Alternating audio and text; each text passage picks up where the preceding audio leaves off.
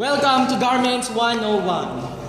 Body measurement for collarless and sleeveless shirt. Before we have the lesson, you must have the following materials or tools. Number 1, tape measure. Number 2, ball pen and notebook for measurement taking. Body measurements should be taken carefully to assure a well-fitted garment. These measurements will be applied in pattern drafting. Length measures are taken first before the measurements around the body are taken. The measurements needed in taking the body measurements and the procedures in taking the measurements are the following. Number 1, shirt length. Shirt length is taken from the nape bone down to the desired length.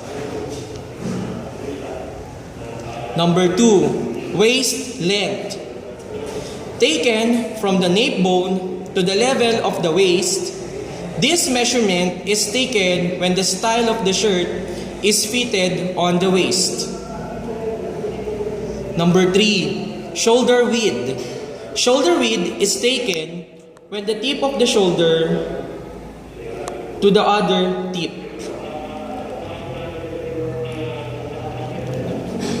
Breast scale. Taken around the fullest part of the body, the breast line,